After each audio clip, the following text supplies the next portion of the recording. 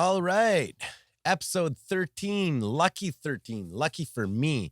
Today actually in a couple of hours, I'm going to go pick up Mr. Kali from Montreal's Kali and Dub, reggae artist, award-winning reggae artist.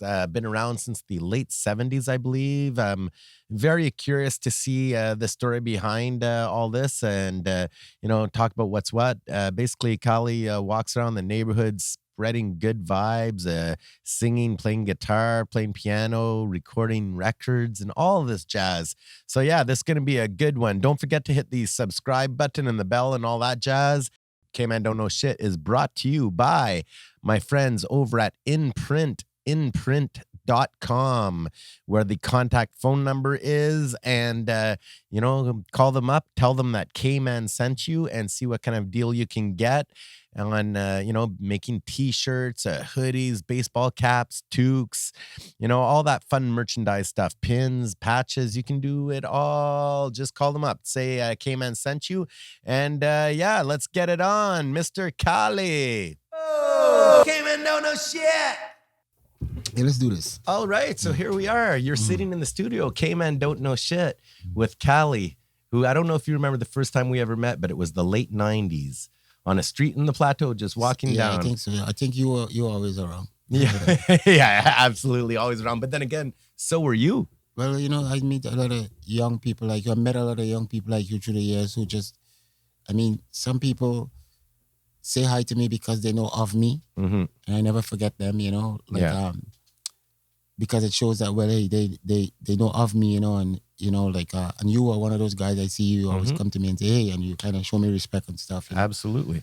So that's really admirable, and it seems like I always see you around too. So yeah, you haven't actually changed that much. Really, eh? Yeah, you still look like the guy I met the first time. Really, eh? Yeah, you grew up well, man. Good shots, Yeah. Well, good genes. I know that you grew up, or you're born in Trinidad. Yeah. Right? When did you move to Canada?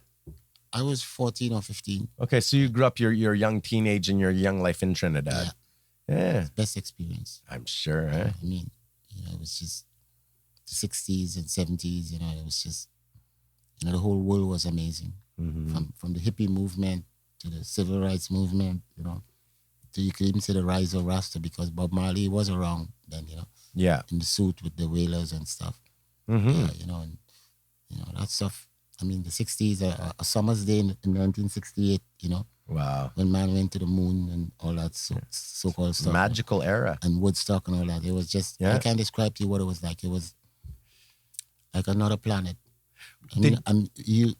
A typical person might have flowers in their hair and no shoes, and hundreds of people every Saturday in the park, just playing guitar or having a rock concert. Yeah. It was in Trinidad. Did you have a lot of North American musical influence in Trinidad? always. Oh yeah. Every influence, and still, like, from, let's say, reggae to R&B to like jazz. I mean, I listen to like Iron Butterfly. I listen to Bob Marley. I listen to Deep Purple.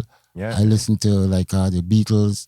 I listen to Marvin Gaye, Curtis Mayfield. Was that all on the radio? That's how it was back then. Yeah. You had 2 radio stations in most stations, and you had the top 10 and the top 40. And within the top 10, you have maybe Marvin Gaye number 1, the Beatles number 2, or flipped around. Yeah. You might have, I don't know, Elton John. You might have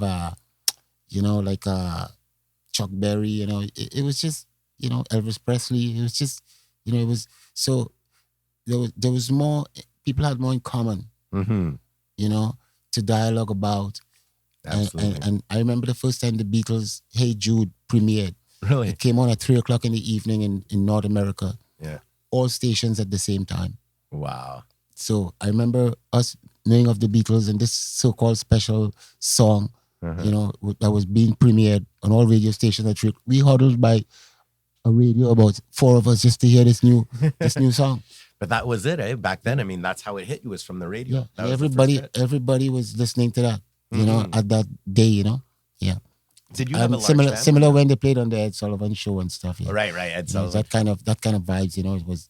Everybody was listening to the same thing and watching the same thing. There was something about that. That I have a feeling Ed Sullivan probably really did he helped shape that musical era. I mean, he had people that were considered underground and always But of the new course. thing, right? But of course. Yeah, I don't know who did his booking, but he got the right people, like Rolling Stones when they started, and all these things, right? On Ed Sullivan, he had Well, I think everybody. he was, he was on his game in terms of like, he knew that these guys were controversial, but still he had them on the show. You know what I mean? I saw several clips of people like, like not just music, but him in conflict with a lot of people, kind of trying to prescribe what they should do on the show, and they're doing differently. If you check it out a lot, Yeah. because he had Elvis Presley. He told him don't do certain things.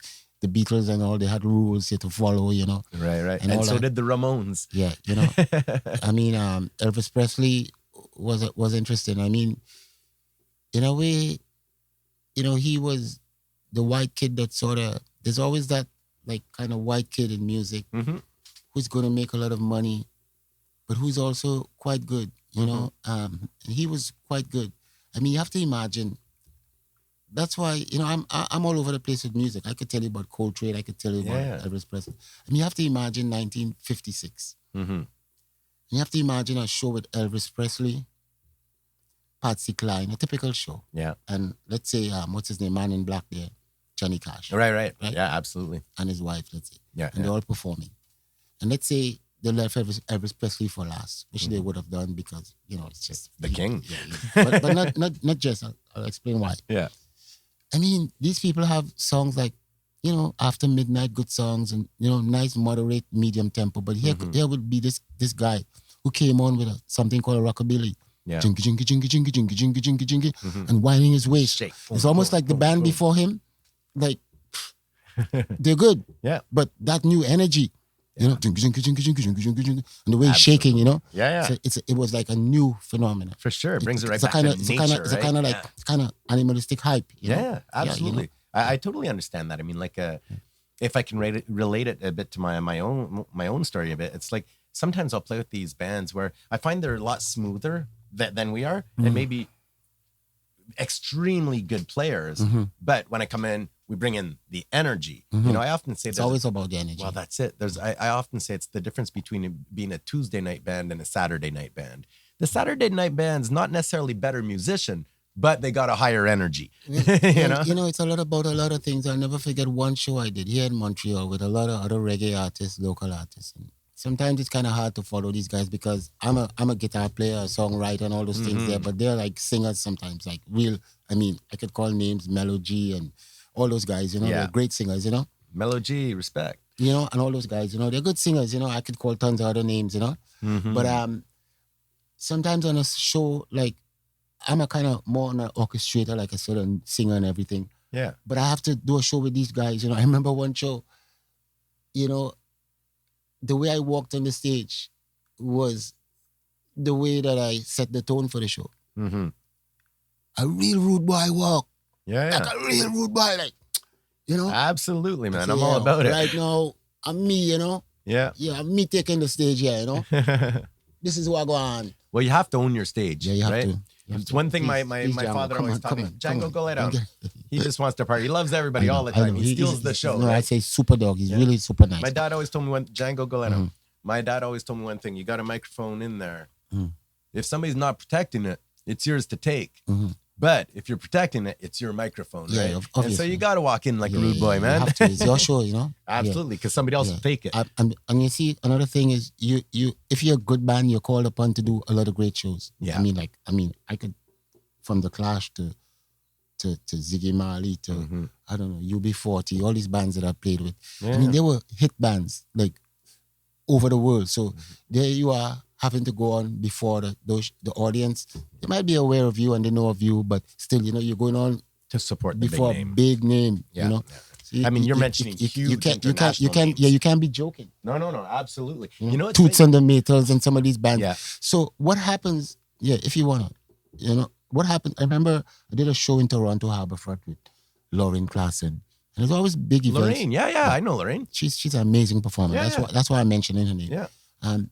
And those shows are always big shows, like Caravana Night or night before Caravana, and 8,000 people, fill up the place, shit, 10,000 people in Harbourfront, Yeah. So anyway, and more, you know. Sometimes I really don't, you know, I just know it's huge. You know? Well, that's it. Yeah, I can't keep Anyway, up yeah, either. I can't count. I really can't count when I'm in front of big crowd jazz festivals and shit. Yeah, I just it's just a big crowd. I'm there to like perform. Yeah, Yeah, you know? man.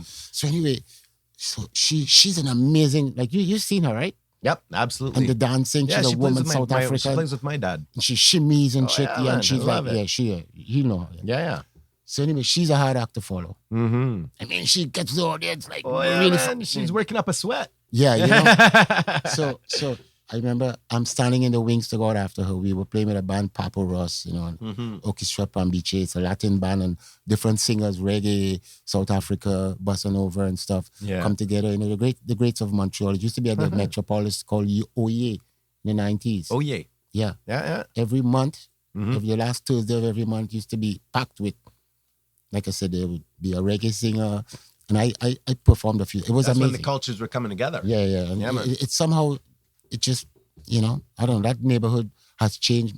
Yeah. Gentrified. It has become a little more, less accessible to us. For you sure. know, it's more administrated by. Well, you remember back You know? in Oh, yeah, the like Rising late Sun. I don't 90s even there know. on the plateau. I had a 4.5 apartment, $390. But I mean, even beyond just the landlord issue, you know, and the rent tenant stuff, you know, I'm talking about the government has taken that whole neighborhood, Yeah. you know, and that whole and made it into the Quartier du Spectacle. And the administration is no longer like the days when you could go to the Rising Sun or just go to the Fufuni Electric, and it was really It was cool, It was yeah. I mean, it was Yeah. it was just what it was, you know. And it was affordable. People Yeah. could actually hang out. These days, people don't have the money to hang out and be social anymore. You know, they take all that money and they spend it on their phone. Essentially, to bring it back to the show, she said, I said, how am I supposed to follow this? So when she's coming off, she's dancing all the way off the stage, dancing in front of me. stop. No, she can't stop. The crowd is, you know, is roaring, and she's dancing right all the way back into and smiling in front of my face. I said, how am I supposed to follow that? And she looked at me and, you know, she goes, shut up, just go do your thing. and really, and she was kind of like, you know, she's very adamant, and she was right. Yeah. And I just went out there and did my thing, and it was just my thing. And you know, I could be. Yeah. I could be taken with a spirit from the. But you know, that's one of the things when you meet true artists. Yeah. Okay. A true artist doesn't have to follow anybody up. No, they no, just no, go on no. stage Do and they your are thing, do themselves, your and the thing, people yeah. have come to listen to To that you, person. yeah. You know what I Yeah, mean? exactly. Because he's a real thing. Yeah. And I dedicate that to you. You Even know, if they haven't even come to listen to you, you know. Now you command respect. You have to respect them too. Oh yeah, I mean, absolutely. there were a lot of shows when people came to see somebody else, and back in the day they would boo off the great artists. I think Joni Mitchell or great people would boo off a stage, you know. Bob Dylan. The first time, you know, and Yeah, stuff, when you he know? when he pulled out the electric guitar. You know, yeah. You know, I mean, you have to be very careful with your audiences. You know, you can't be too.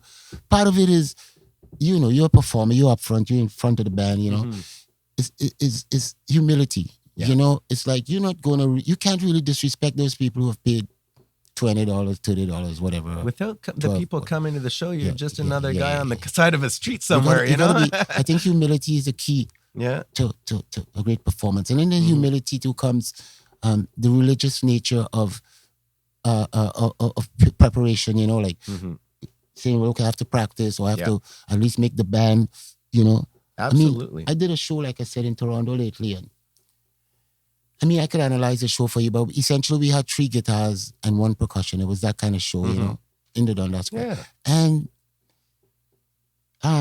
we had 3 guitars. At the last minute, I took a acoustic guitar, Brazilian style kind of nylon string guitar. Yeah, I love it. I know, but this is the thing. So anyway, on the stage, I had 2 Brazilian style guitar, and I had a steel string. Yeah. 2 Brazilian style guitars in a big concert, like strumming. If you're playing by yourself and you're picking, it's okay. Yeah. But if you're strumming, Absolutely. and the song, the side fill men, you know, were just on their phone, like not really coming on stage to hear the, you know. So anyway, to make a long story short, again, it's about performance.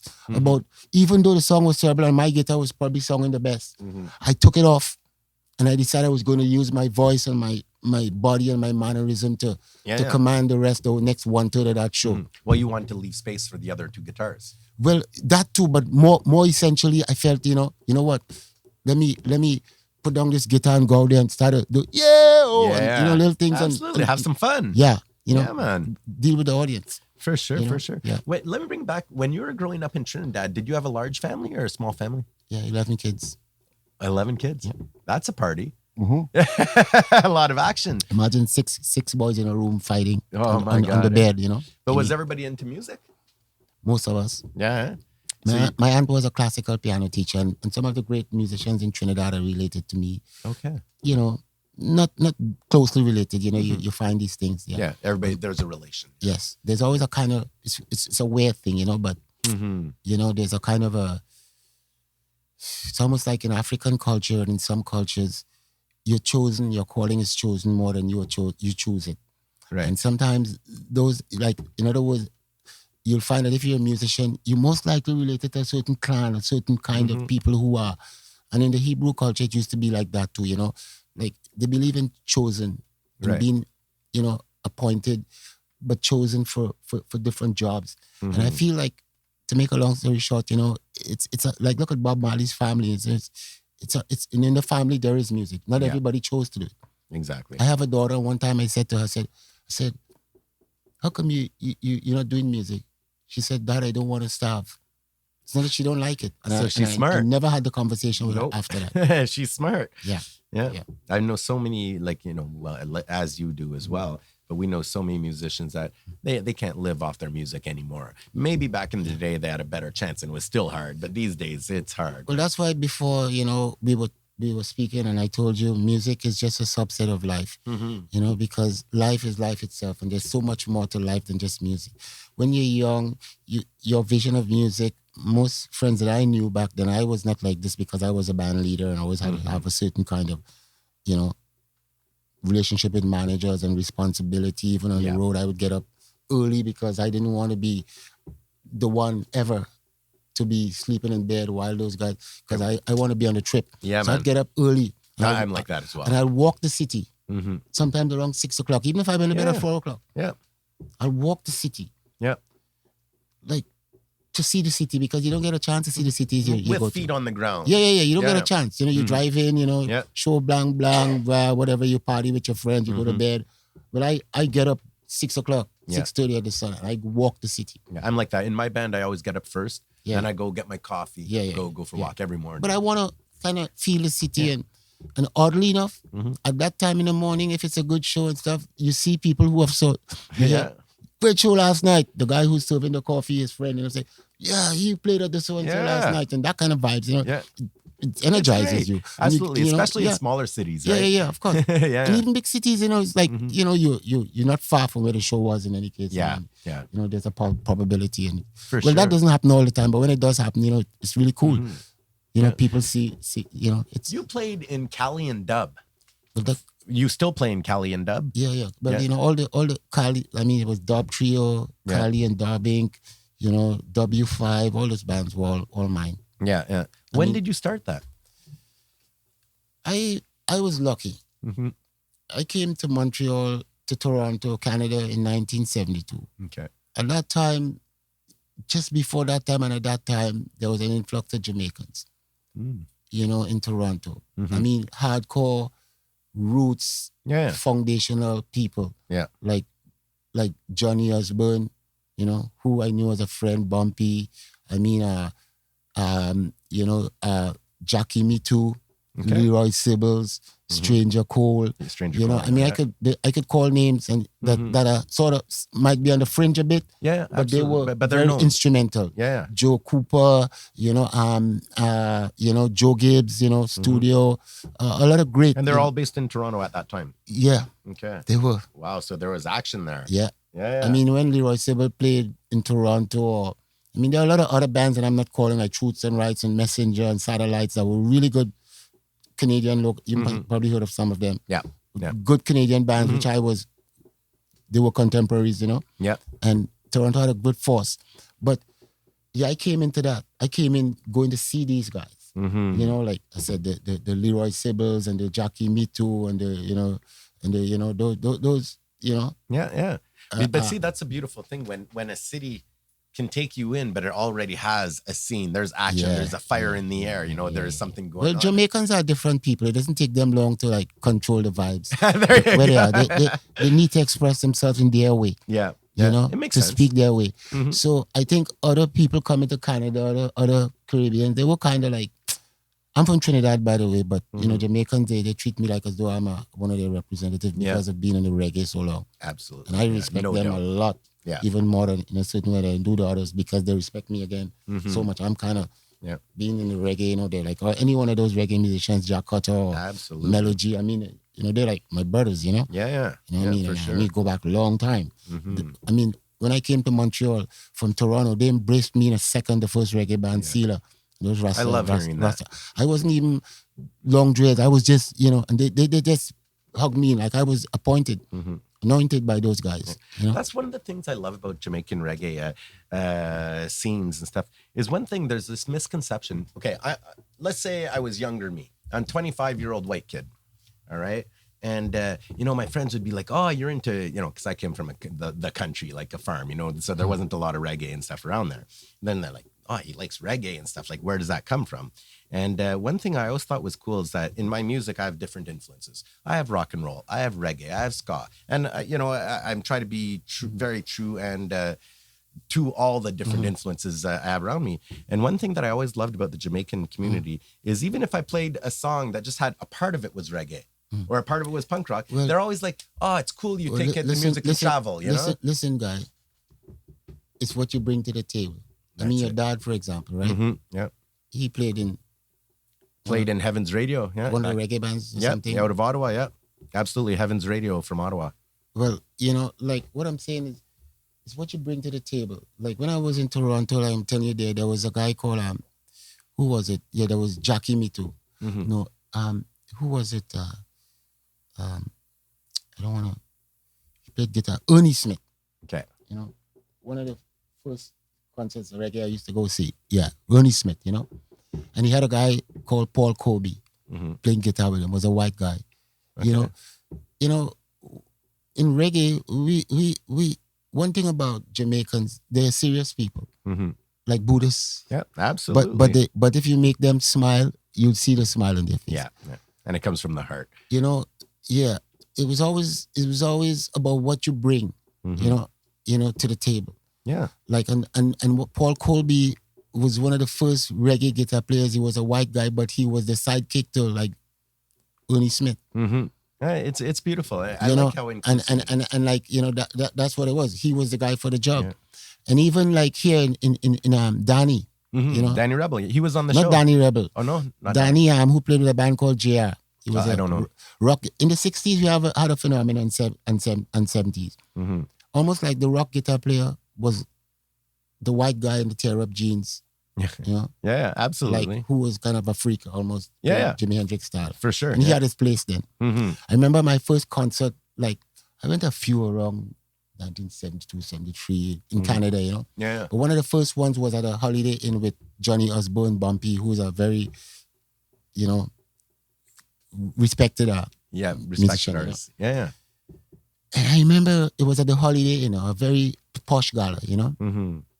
So, and the band walked on. Dude, I freaked. I freaked. You know why I freaked? Why? Those guys had towel hanging out of their pocket. Yeah. Shirt button up, one style up. They were looking Just like everything be odd. Pants, pants roll up like one side up. Yeah. Absolutely. It's like, wow, this is the Holiday Inn. And yeah. so I say, that's rude boy. Mm-hmm. That's rude boy style. It was almost like everything disrespectful. Yeah. Absolutely. Like in a certain way, Yeah. And when I saw Bob Marley actually spent an evening around Bob Marley, he was the same. Yeah. Kind of like had his shirt roll up, and I forget his shirt was rolled up the same way, one side. The socks, different colors. Well, Bob Marley was a simple guy. He showed these things in dialogue than but he was a rude boy. He was definitely a rude boy. Yeah, he was. Yeah, man. No, but no, it's in Toronto there's a guy called Whitey Dan. He used to be around, like back in the day, Mm-hmm. and he would come around, and I have friends like this too. I've known, and he when he started talking, he'd be like, "Yo, what go on? Yeah. What the hell is that?" And like you're watching him, and you're trying to understand if he's real, but it's so funny and it's so real that, Yeah, man. I remember Whitey Dan, and if you call him Whitey Dan, we don't shy from calling you what you are. No, exactly. Yo, it's yo, like Lucky Cali, or Big Belly, or absolutely. one leg Joe, or Yeah, whatever. I love That's it. one thing. We don't really, Yeah. but Just that it's that one thing that distinguishes you from the others, right? Yeah, It becomes part of your name. whatever you are, Yeah, man. and you don't. So anyway, call it Whitey Dan, Yeah. He didn't mind. No, it's fun. So anyway, but I used to see him on I would see him on Queen Street and stuff and Spit Island. He would call out to people like, ah! So I'd be on Queen Street and Spit Island. He'd be like a block away and he'd sight me up, Yeah. In Toronto, by the way, they respected me as a reggae musician. If you go to I don't know, York University did some stuff about the history of reggae. I'm the only Montreal artist mentioned there because I played the bamboo. You're one of the only people I know that won a Juno Award, my friend. But I didn't win. I was actually nominated. Nominated. Mikey won and Mikey. stuff. And Mikey Dangerous. Yeah, he Mikey won. Dangerous. Yeah, I thought it was. I wasn't sure though. Yeah, but I'm happy to I went up against Nana McLean, a woman who had been around long before me. Mm-hmm. So I don't mind. I really, and I in Toronto the reggae is at a height, so they include me for some reason in a lot of the stuff that they do in Toronto. I'll tell you why, because you got a ton of soul, my friend. Yeah, but I know the people there too and all that stuff. No, you got to hang whatever, out, right? Yeah, for sure, man. And it's a great city too in certain ways. We were talking absolutely. before, but in the musical aspect of it, and fantastic. it's kind of like it really is, a great city musically. It took me a while to warm up to Toronto. I think because I didn't know where to go in Toronto. For years. You just go downtown, dude. Well, that's it. But now, from doing shows, now I know where I am, and now I've grown to love Toronto. New York and Toronto is like that. If you're on a weekend and you're not sure what to do, you go down to Dundas Square or the Harbourfront. Yeah, It's kind of like that. I was just playing at the Bovine Sex Montreal Club. is becoming like wicked. that, Montreal is becoming like that, The places are not, like I said, the gentrification has allowed for a different administration. So, you don't like clubs like CBGBs or New York, or even the bamboo and, the clubs here in Montreal that were, they're not no longer, I know. I know. There's so many that are gone. I mean, I played the Fufuni Electric about, I don't know, 6 months ago. And the guy, there was with a friend and there was almost nobody. Yeah. And the guy saying, we want people to come into the room and nobody would come, and it's a great room. The sound system is still amazing. Fantastic sound system. The room is still the same, dark but contained. Right for any kind of show. Yeah, I had some of my best trips there. It's crazy, dude. First time I ever ate a pot cookie was at Fufun Electric. I was dancing away, dude, and I ate a pot cookie. Yeah.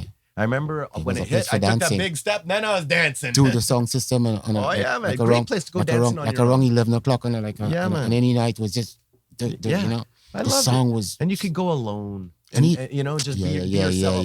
Meet people. And I mean, in the 90s, that was an amazing place. I loved it. Yeah, and I still do. I still do. I don't get too discouraged because I could get discouraged, with venues closing and stuff. But you know what? New ones are gonna pop out if the people want it.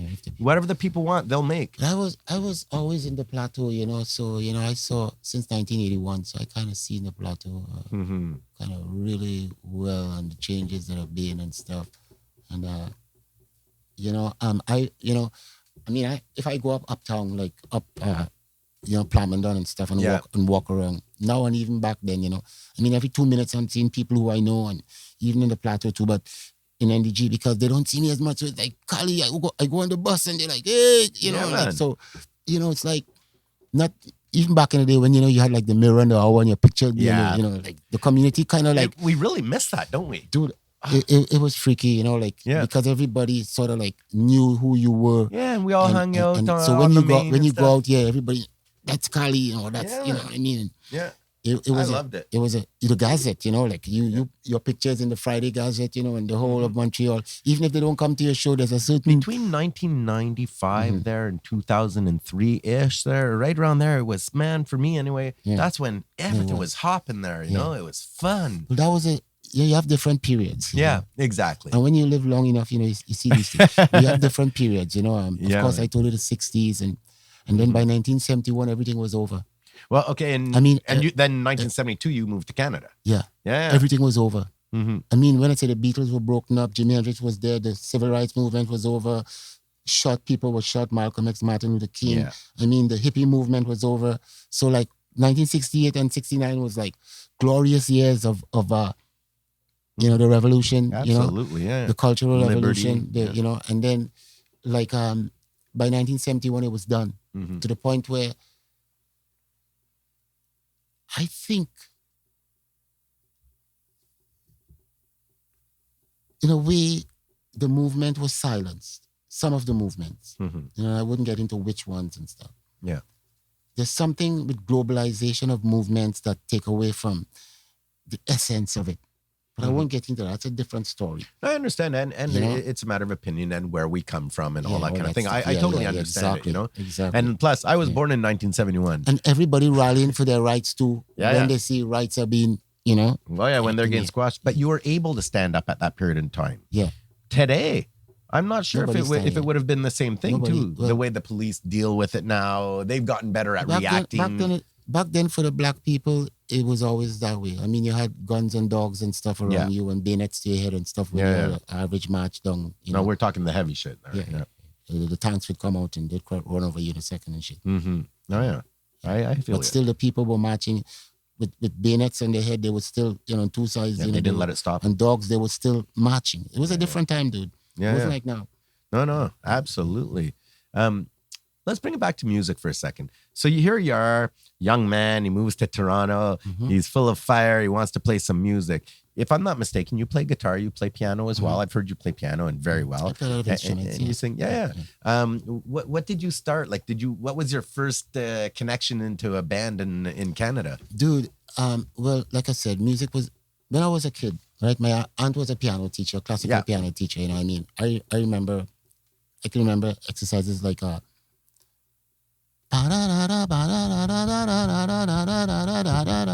minuets and all kind of like for Elise, my aunt, Yeah, get all the arpeggios in there. But this is what I would hear. Yeah, absolutely. And I love the pianos. Anyway, one day she got a new Baldwin piano imported from the UK. Wow, that must have been special over there. Well, back then, 1960, whatever, you importing a Baldwin from the UK. It's a big deal. Money, it's a big deal. Man. Shit, to come in perfect condition. Yeah. And she was living in a village in Couva, So anyway, to make a long story short, I loved Joe Beam. And she was playing that stuff. And then the early stuff, and I climbed up on the piano, but I put my foot on the place where the book. The little piece of wood that. Yeah, the bar that goes over the keys there.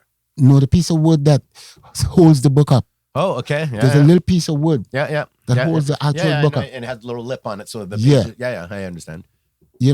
So anyway, I broke that on the new piano. So she looked at me and she go, "Damn you! Don't you ever touch this piano again?" And I must have been about 3 or 4 years old. Oh man, it's all you want to do is touch that piano, because she said no, right? Yeah. No, it's not. It's just that I thought like, wow. My dream to play music is done. Oh, no. That's sad. But it wasn't. No, it wasn't. No, not at all. Because it was always wrong, At 16, I think I took it up again, the guitar. Because my big brother was you always have one of these kind of weird big brother genius. He was in science and whatever. And he would play guitar.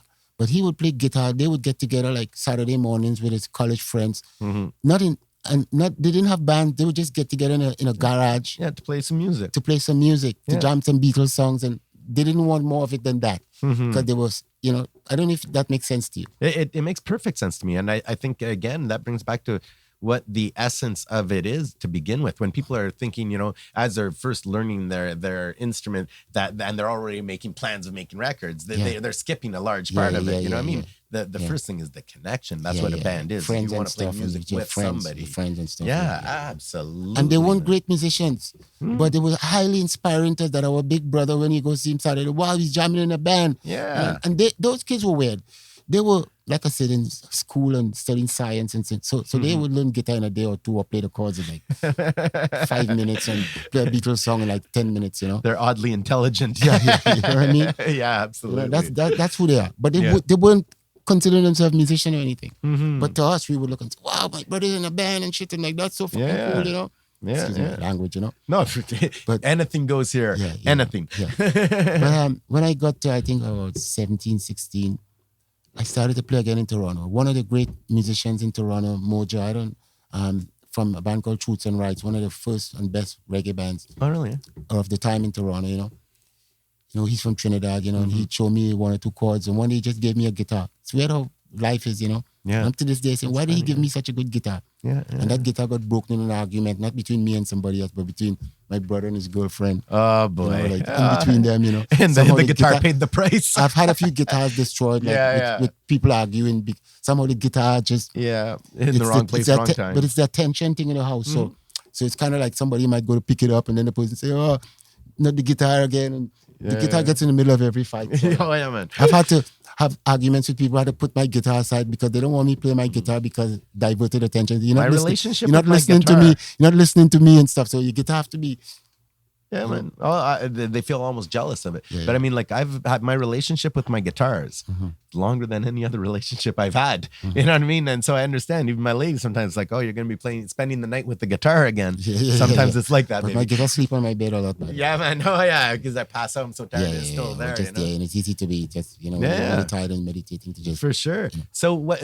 No. But I'll finish the story. So Yeah. I couldn't play when I was young. So I started at 17. And anyway, a friend of this same other guy, we were all friends. He came one day. I was playing for like maybe 4 months, and he said, "I learned, I think, Black Magic Woman, Yeah, and maybe the Santana. girl from Ipanema, you know." And he came. He's his dread and stuff, you know. Yeah. Just started to grow, and it was a time of, you know, I mean, you know, reggae and just starting to blossom, you know. Yeah. So internationally, you know. So he said, let's form a band. I said, but I only know 2 songs. You know that same old story. I said that is Black Magic Woman and some other song, you know. Black. He said, don't worry, you could do it. The same guy who I told you the story about the guitar. Yeah. You know. Yeah, absolutely. You know. So he said you could do it. I said, but you sure? He had And more anyway, confidence than you. Yeah, he did. Yeah. You know, and he wanted it too. Yeah. And we made our first band, Cool. a 3-piece. Yeah. You know. The only way to make money in a band, 3-piece. No, but it was just that, you know, we were good friends, like hanging out together. So when we hanging out all the time, and you know, so it was just back those days. It was different from now, dude. Yeah. I mean, I'll tell you a story. A typical evening, you'd come from school or work. I was going to the university early at 17 or 18 at U of T, you know. Yeah. And they loved me, you know. I don't know. From I was young, I was loved, you know. Yeah. And they pulled me in always into the bands, you know. Somehow, I think it's because I was into all kinds of different things. Like I told you, Yeah. they kind of had a lot of respect and still do, you know. Yeah, for So sure. anyway, when you go to rehearsal, them time there, right in Toronto with these, I tell you, with the vibes, you know, the reggae vibes, you know, strong. Yeah. We had a cook, for example, just to give you he had a cook. Yeah. He never played reggae before. Box Right. Rest in peace, Box Right. A lot of my brethren who are, you know, the old days, they're gone, you know. Yeah. So anyway, we come from work and we, you know, cook food and we chill and, you know, them days it was like that. Before you practice and stuff, it was the whole Rasta vibes and read the Bible and the whole thing, you know. The So way you it get came you with get the it. religious side. It was, you know, it was when you realize, you know, everybody cherry and, you know, but you had onlookers, like guys who on the side. Yeah. And if you missed a day or two, one of the guys who was on the side would be on the instrument. And when you come back, you lose your place. when you come back to rehearse again, Yeah. you be standing up looking at that guy. Yeah, exactly. No, you got to keep your spot, man. Unless in the you're band. really super good and they really, you know, you got to keep. And the guy who was on the side, who never played before, Yeah.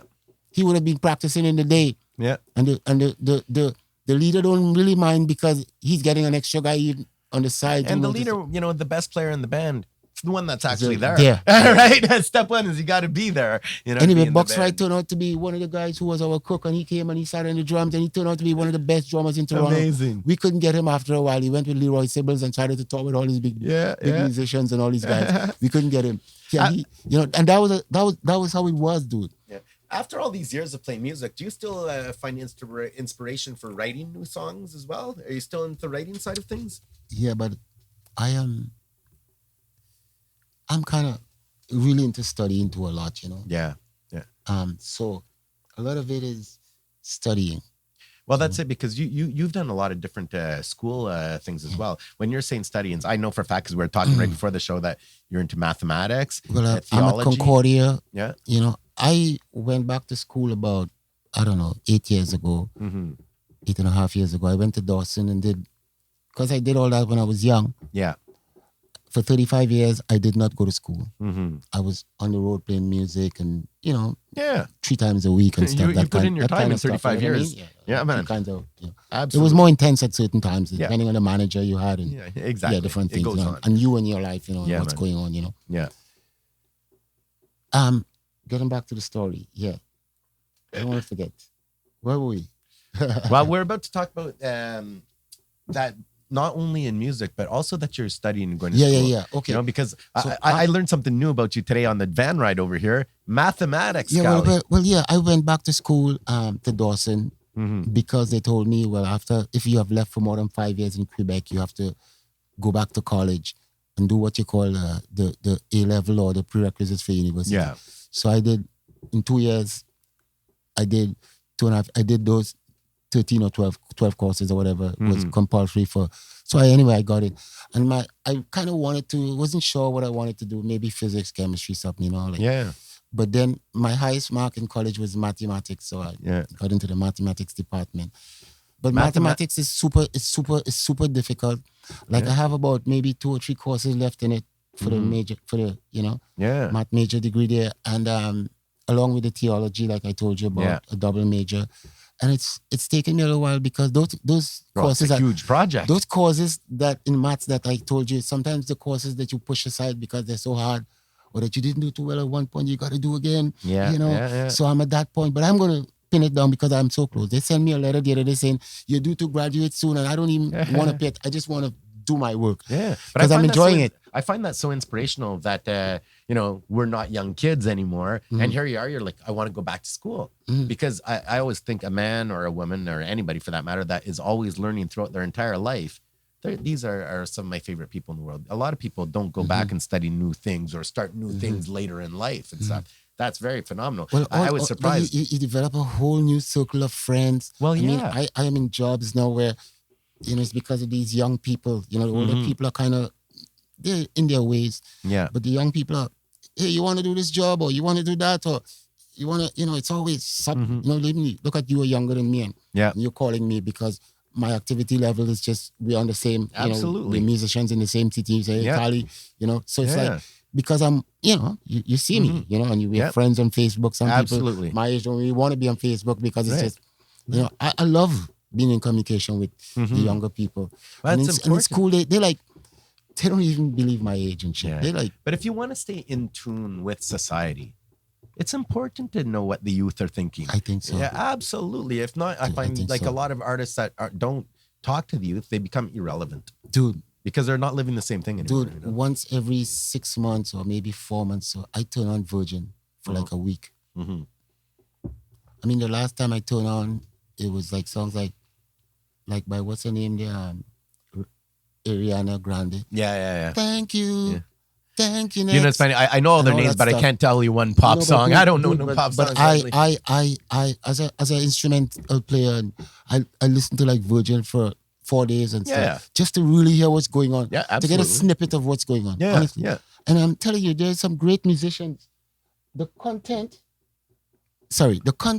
and the style of expression is not always maybe but when I listen inside of the music, I mean, most of the musicians in the States are really great. They're coming from gospel churches, but they're doing a prescription kind of music. They're looking for formulas that fit the pop stuff. Absolutely.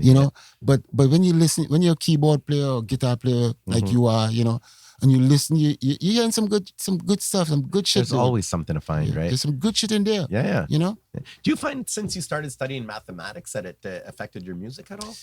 It's always been about music. Yeah. Mathematics and music. The music, life is all about waves. This table, it's made of waves, but they're tightly bonded. In other words, they're almost in stagnant vibration. The mode of vibration is very, and then like fire, if I would have lighted a fire, then it would change. Yeah, absolutely. The nature of the waves, it would even change in terms of what it looks like because the radiation, the waves are different and the content of it is different. So anyway, to make a long story short, if you take your guitar there and you take, you know those double dots on the 12th fret? Yeah, absolutely. The octave, yeah. That music is represented by the first seven numbers, and the ones of prime denominations. Other than that, Okay. I could explain more. But for example, I'll give you an example. Mm-hmm. If you take that guitar, Yeah. and you take that double dot stuff you see on the 12th fret, that's half the length of the string, the ratio of 1/2. Mm-hmm. And if you go to the B on the E string, that's the 5th. It'll be 2/3 of the. Right. So it's all ratios. It's all ratios, mathematical ratios of the first 7 numbers. B note, 7th fret, E string. It's called something, the harmonic overtone series. Okay. Most musicians, I would say about maybe 2% of the musicians are completely aware of this theory, but it's how waves interact to formulate themselves to make chords, and consonants and dissonances and resonances, harmonic resonance. It's a mathematical phenomenon, in other words. And I mean, what I just said to you about the half the length and the 2/3, you could think about this when you're making music. I think some musicians. I think I think it's one of those things that you kind of know, but you forget about. You know what I mean? Because you're playing, you're not focused on it. But just 2 days ago, I fixed the intonation on my guitar. What that means is that you move the saddle of the guitar, which becomes like one end of the string, and then you have the nut, which is the other one. Yeah. And if they're not perfectly set, the middle isn't the middle exactly. anymore. But I taught myself how to fix these things. Like so that's what I'm saying. Like if you look at a wave, what it look like is we call standing wave. In a mode of like what you call the first mode, it looks something like like this, and it'll meet at a point, and that first note. Yeah. Is exactly half. It's like it would be the octave to, if it were to look like one whole, it'll come like, in other words, it'll be two kind of like, I don't know if I'm making sense there. It sort of divides itself into halves. It definitely and does. so on. Yeah. And different things like that. And that's where the music is a universal language. If you were to meet someone on a cosmic planet 100 billion light years away, they most likely wouldn't understand your verbal expression, but they might understand your music because of the universality of waves. Mathematics and physics, right? Yes. That's definitely what it all is. When you learned piano before guitar, if I'm not mistaken, right? No, I learned guitar first. Guitar first, yeah. Yeah. Did you find it, because I tend to think people that learn on piano before guitar usually have a better understanding, If you start guitar first, you have to catch up a bit, It is definitely better in a way. It depends on how you're thinking, but it is, there's that spread of the octave, and you're always thinking about the bass a little more. Yeah. And on guitar, and you can afford, like I said, that jump, on a piano, you can have 2 notes next to each other. Yeah. On a guitar, you can't do that. You can't play C and C sharp on the same string. That's true. Yeah. On a piano, you could easily just go C and C sharp. So they have their differences and their similarities. Yeah. Trilling on a piano is not the same like trilling on a guitar and all those things, So there are some essential Guitars differences. get the chicks, though. No. I love guitar because you could take it to the park and you could walk around. It's easy. A piano but pianos are very essential in the studio. And that's kind of what attracted me. In other words, when you're in a project and you want a marimba or strings and you want an idea, or you just want to, it's easy to just simulate and play with the waves a little more than a guitar. It's a guitar, For sure. What I wanted to say is that, really big bands that, I'm talking like the Rolling Stones, the Beatles and stuff like this. It's funny because they always seem to have a hidden piano player that holds it all together. The Rolling Stones, I think, are a great example of that. I can't remember the dude's name, and I really should, but he was one of the integral pieces of that band, but he's not really in the band. But he's always there helping them arrange. I don't like that, but I kind of understand. Piano is a very valuable thing. And sometimes the piano player is a little more eccentric and he's kind of a little more extroverted. He's a little more of a musician. Yeah. Like, absolutely. In some of a technical way. Yeah. And he kind of don't really want too much to be like just, like he's more at home kind of really working shit out. For me, it's kind of like more, I used to write my own records and do my own stuff. So I wanted to play all the instruments. Yeah. Because I'd be in the studio and I'd be like, I got to add this, so I got to play it, For sure. Or I've been in bands. I still get feelings like that. I've been in bands so long. This is kind of like how I learn a lot of I've been in bands so long that touching the piano was just part of being in the room. For sure. You know, and the Did you keyboard player. always sing as well? Like when you started your first bands and stuff? Yeah. You sang as well right from the start? Yeah. Yeah. Because I always find like some singers sing, much better when they're not playing an instrument. And some people have it where they're able to play an instrument and sing really well at the same time. Mind you, at one point, one of the guys, Yeah. the brother of the bass player who I told you, Mm-hmm. we'd be in the room, right, rehearsing. At one point, the same first band, Yeah. we'd be in the room rehearsing. And I'd be singing, and my friend, and he'd be in the corner. Mm-hmm. And we discovered he had a better voice than all of us. Right. And he became a singer for a while, but he died shortly after that. Oh, shoot. Yeah. We actually had to take him and he had the personality and everything, Yeah. you know. Some people Back just then, you have had it. the high shoes and shit. Yeah. He was the one you got kinda the like- platforms on. Yeah. He, and He's like ready for really Saturday night. gun mouth pants. Yeah, Yeah, exactly. man. I love it. He was the guy, and he was like always smiling and Yeah. gold tooth in his mouth and shit. Like, I've always been Yeah. drawn towards the Yeah. characters, Yeah, you know? I mean, we had a guy called Ivan in that same band. We'd be playing in Quebec City and Chicoutimi and New Brunswick. We'd be traveling from Toronto. Yeah. Toronto bands were like on a train. Yeah. You know, like they all would be on the same circuit, like, you know, it was like that back in the day. Yeah. There we had this guy called Ivan. Remember when he first came, he taught me a lot.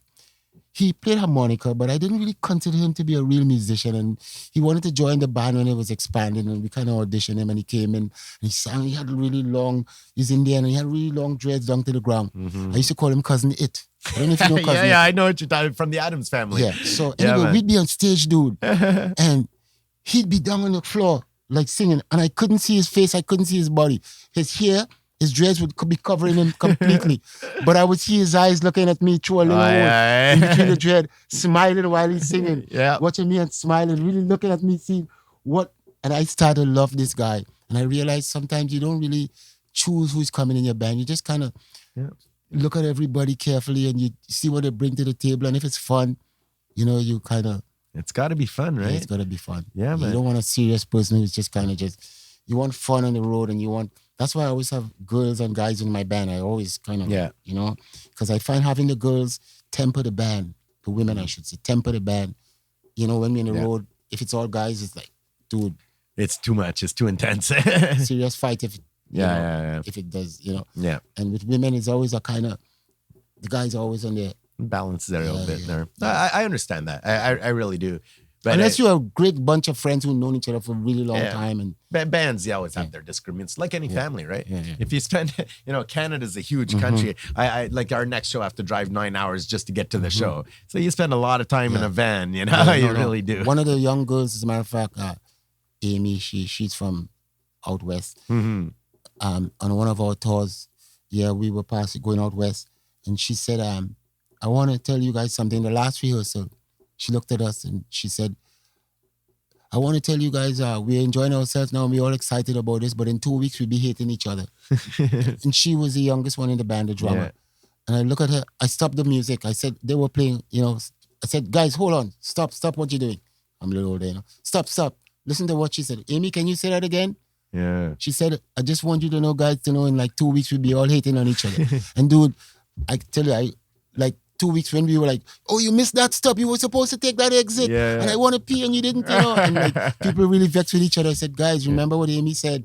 Yeah. You know, so let's not, you know. It's a true thing, though. I mean, when you spend that much time, or once you start doing road work, I mean, you know, a simple thing like stopping a pee, it becomes a decision. missing an exit, you know, Yeah, and having to drive an absolutely. extra 45 minutes, or not sure if you have enough I gas. don't know how gas, they did it without gas and shit. GPS back in the day. Or not know if you have enough gas, or not where the next exit is, and all kind. Yeah, and the man. maps and shit. Yeah, it was terrible, dude. I remember going to like Florida one time, and somehow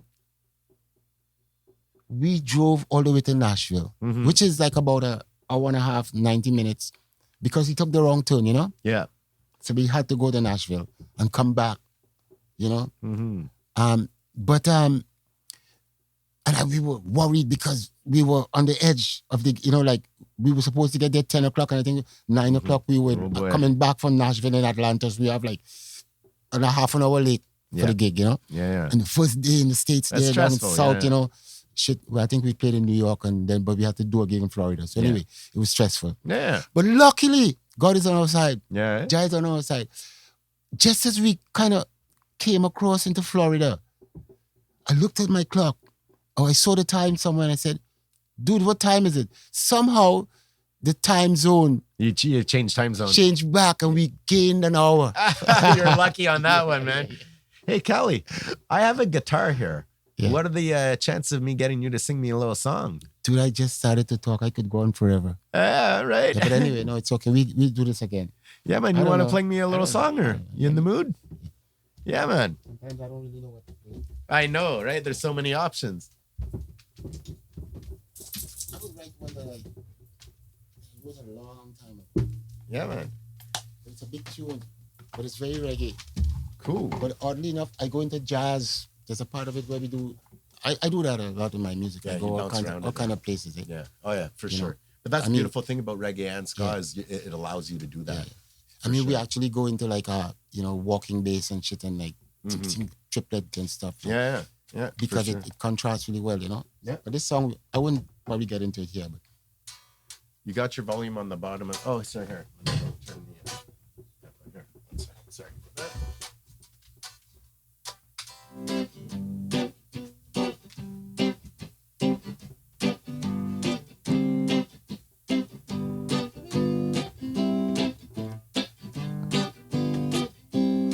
me say your feet are for dance, your feet are for dance. Feet are for dance and you fi give yourself a chance, yo. Feet are for dance, your feet are for dance.